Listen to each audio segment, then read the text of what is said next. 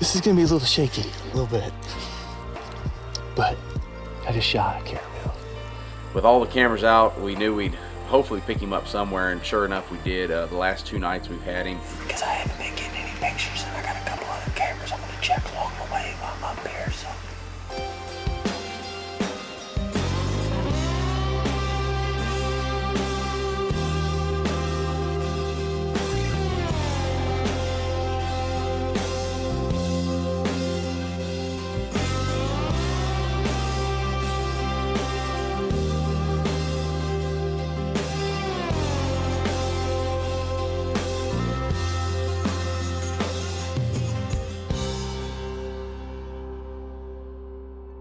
Welcome back to the Midwest Whitetail Regional Series, everybody, episode 5.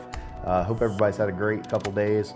If you haven't seen it, last week's episode had Kane Gillette and Ryan Waterman both on it. Kane explored some sections of his farm. Ryan had an awesome 5-year-old buck encounter. And then the 2 shows prior to that, 2 awesome youth kills. And if you guys have watched those 2 hunts and you enjoyed them, Bryn and Bella's hunts are going to be on the main show tonight. That is coming out pretty much in conjunction with this episode. So head over there and watch this afterwards. Awesome hunt, a lot of emotion. I really enjoyed being there, so I hope you guys enjoy that. As far as this week's show goes, we're going to spend a lot of time in Missouri. So starting off, we're going to join Matt Hudson. I'll catch you up on what his segment will be here in a second. Then we're going to go to Aidan and Avery Epperson. They're going to give you an update on the deer Mr. Brightside, giant Missouri buck. And then we're going to catch up with Korey Wolfe. You know, Korey Wolfe is from Missouri, but he had the opportunity to go on what I think is a dream hunt for a lot of people, a bow hunt in Alaska for caribou.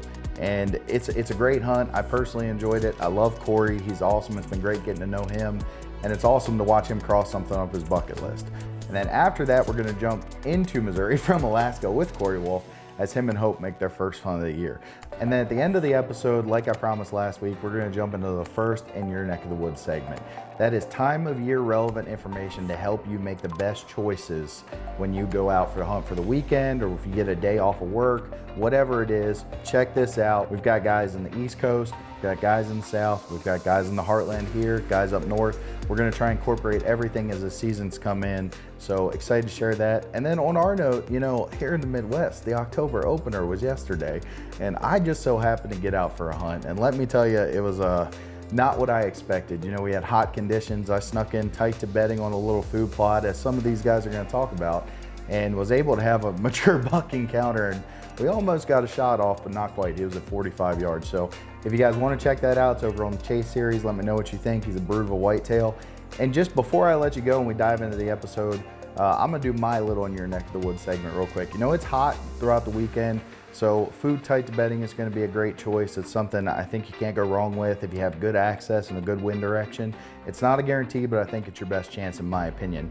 Looking towards Monday next week, we have a cold front hitting the Midwest. So if you've got a buck and he's just not quite daylight yet, if you think you have a bead on him, that's gonna be the time to take a shot. Looks like a north wind and then a northeast on Tuesday. So look at the calendar, make a plan for your best sit. I wish you guys all the luck. Let's join Matt Hudson. He is in the middle of going out to the property. He's on the boat. This is the lake property where he's got access to this year. Gonna share an exciting little update from him and then dive into the rest of the episode. So I hope you guys enjoy. I appreciate you watching.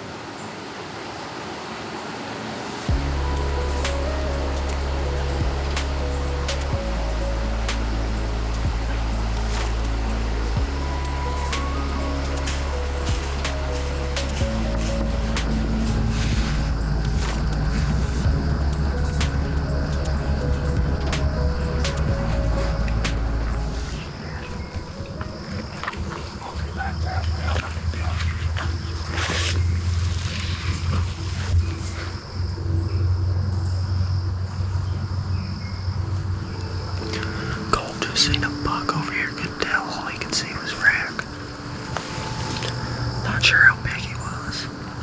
All I seen was his back end, and he came and he kind of circled back. So hopefully he comes back up this side of this ridge. I got a camera right over a little ways up here. I'm gonna go ahead and move because I haven't been getting any pictures, and I got a couple other cameras I'm gonna check along the way while I'm up here.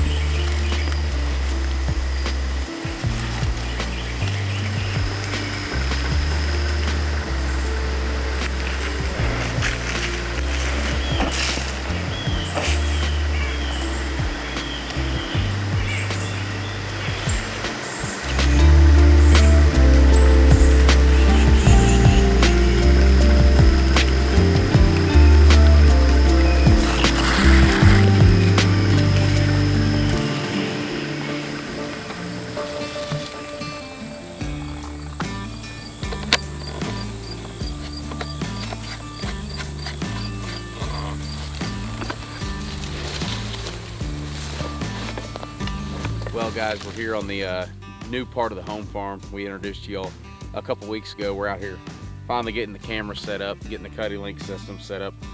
This is kind of the central part of the farm where we tuck this food plot in here right next to the corn. We're getting ready to set up the home cell camera. We're going to run a cell test and then bounce off of here and get the rest of these cameras set up. So I'm going to kind of walk y'all through how to run the cell test on here. 1 hour. We're going to run the cell test. Okay, we got a successful cell test. Cell ID. Okay, we're going to arm the camera. It's ready to roll.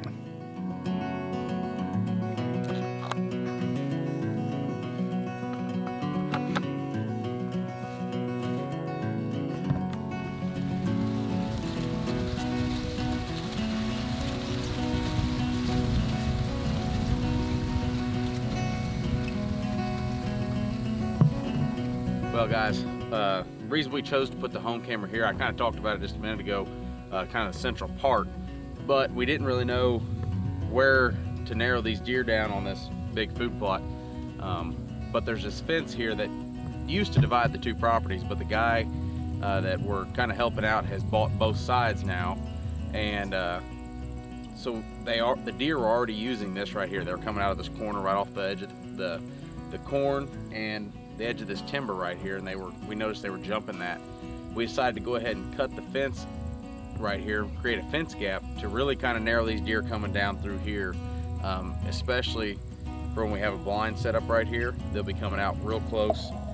We know that if they do come out of here, they'll walk right in front of the home camera here, give us a picture while we're trying to learn this farm. But the only sad part is we do have a bunch of dozing going on this property right now, kind of cleaning it up, and this fence row is on the list to go. So in the next week or so, it probably won't be here, so we'll have to kind of readjust. But for the long-term picture of this farm, I think it's going to work out pretty good. I think we'll come in here with some switchgrass or something here to give this food plot an edge between the timber. Hopefully be able to narrow them down. Maybe we'll put back a new fence and work it out right.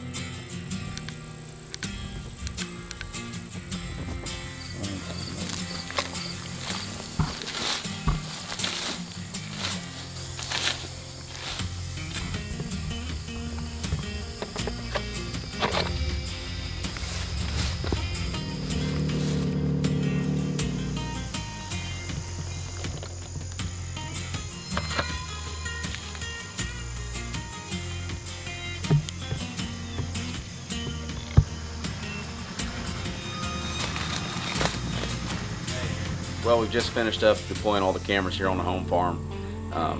Looks like we're gonna have some pretty crappy weather for the next week or so. It's supposed to be in the high 80s, so I doubt we'll do any hunting, but it does look like potentially next Sunday we're supposed to get a little dip in the weather, get down to the 70s. So if that kind of holds true, we'll probably get out and try to get out then. Really our only lead right now is Mr. Brightside here on the home farm. After that first week of season, when he was kind of consistent, just didn't work out right to get in there after him with the wind and whatnot. But we kind of lost him for a little bit, but we only had 1 or 2 cameras out. So now with all the cameras out, we knew we'd hopefully pick him up somewhere, and sure enough we did. The last 2 nights we've had him, he moved back to the north a little bit. We had him in the same plot that Avery was able to take Old Monroe out of last year. We had him working a scrape, kind of eating in the clover there. We're still kind of waiting on some of these other deer to show up and be a little more consistent on this farm and some of the other farms we got. I know we're all ready for a good cold October cold front. Hopefully it'll happen sooner rather than later, and thanks for watching Midwest Whitetail.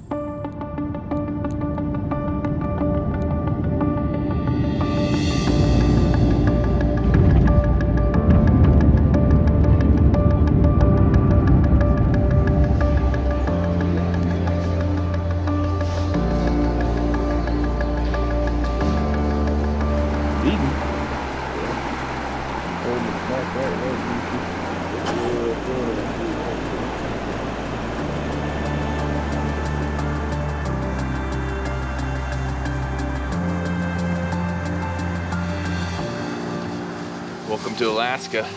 It's windy, raining all morning. It's our first day here. We're gonna actually hunt. I haven't seen a caribou yet. Got to see a doll sheep. That was pretty cool. But you get some breakfast, rearrange some gear, and hit the road, head further north, try and find some groups of caribou to hunt. It is breezy.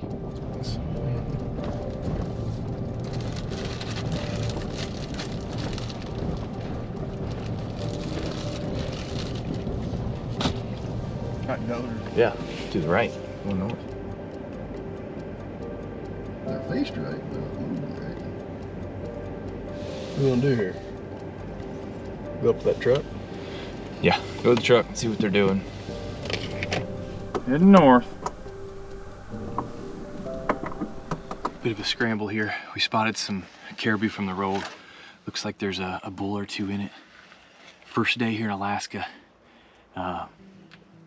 Gonna go put a stalk on them. Long ways out. Looks like 2 miles out, but we're gonna give it a shot. Good.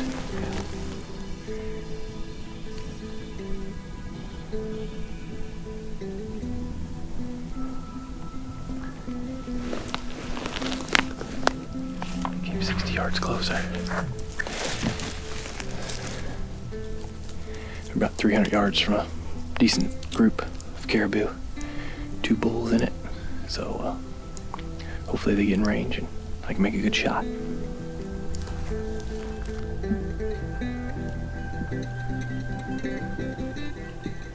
One of the bulls is 170 according to my rangefinder, so getting closer and closer. They've cut the distance in half, so that's really good.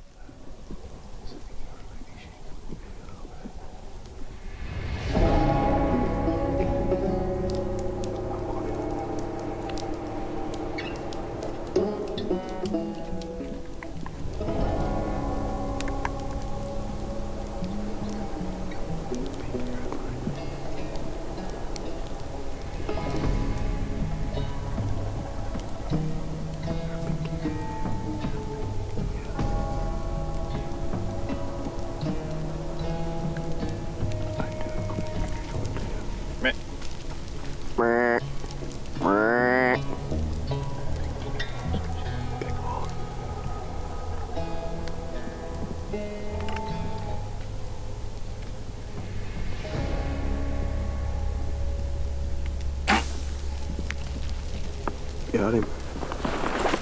Yes.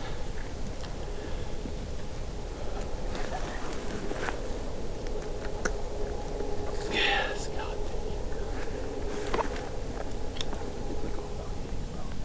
Back of the heart, like he should fall over. Mine is a liver.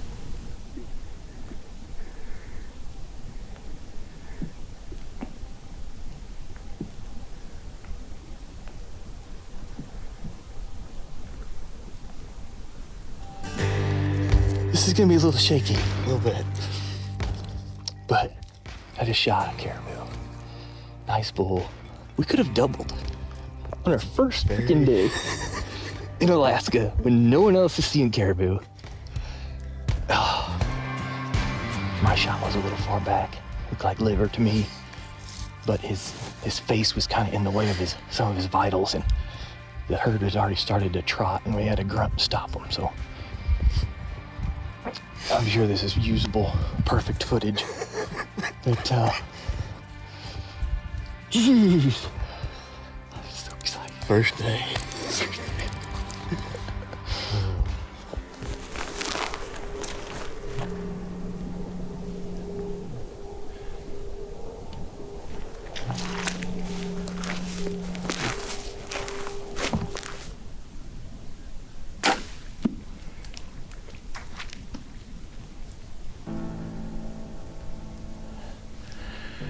That was a rodeo.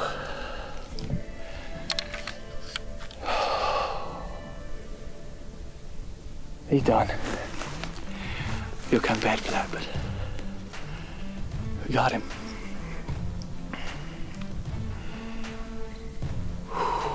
Thank you, Logan.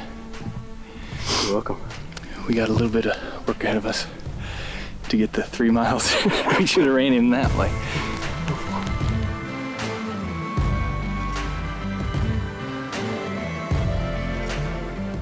seems like we've been traveling for 3 days. This is the third day of travel. We didn't even get to the spot where we wanted to hunt last night, so this morning we still had more travel to do and to tag this beautiful bull. First day in Alaska this year. It's pretty special. You guys probably saw last year that I took Hope on her graduation present hunt.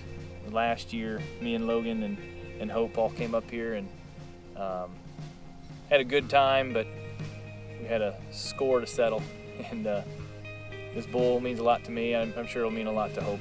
And you know, someday, whenever she can come back and go on another caribou hunt. Super excited to have an opportunity with this bull. Just thank God for making these beautiful animals, giving me the opportunity and the means to come up and chase them.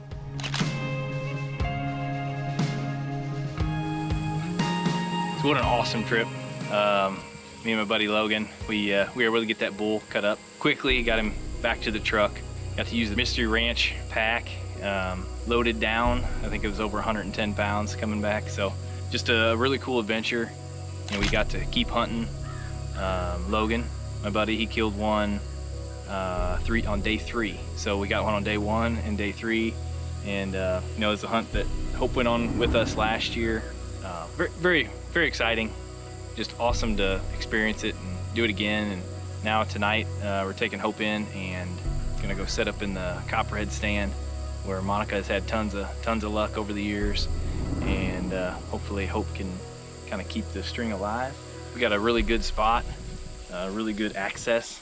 We're gonna sneak up a little creek drainage, and our wind is just perfect for tonight. It's blowing back towards the truck, so hopefully continue the early season streak for the Wolfe family. So my dad weeded it and got this path all ready for us. Brushed some sticks out of the way, but he forgot the spider webs.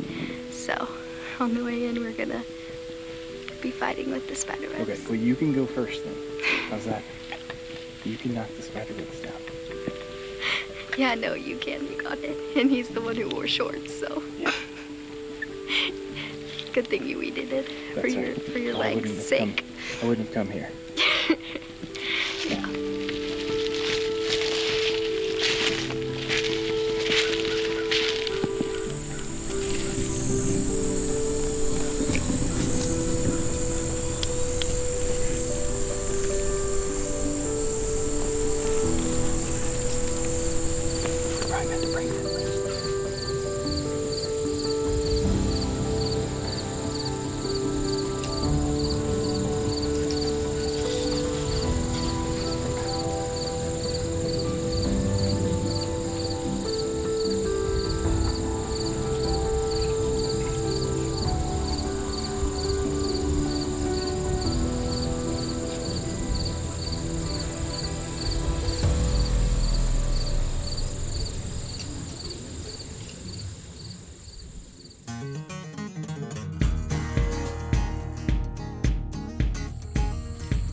September 28th here in Maryland, and obviously some of you guys out in the Midwest, season's coming October 1, but if your season's in right now, and if your season's going anything like mine, I know my cameras seem to always get slow this time of year. It's hit or miss on some of the food plots, but this time of year is when you really start to see some of that sign getting laid down anyway. Some scrates start to pop up, some better rubs start to pop up. So if you can, on your property, like I said, what I like to do is either if you can drive the edges of those fields or even walk some of these fencers like I am right now, and come across some of that sign, that may be a tip for you if you know a good deer is at least in the area, or if you don't have anything at all. I mean, it's a lead to go sit on. I did the same thing last night, found a good rub, sat on it, had a good sit. It's just an effective plan this time of year. At least get yourself back in the game when you think you're out of it. Well, we are 2 weeks into the bow season here in Georgia.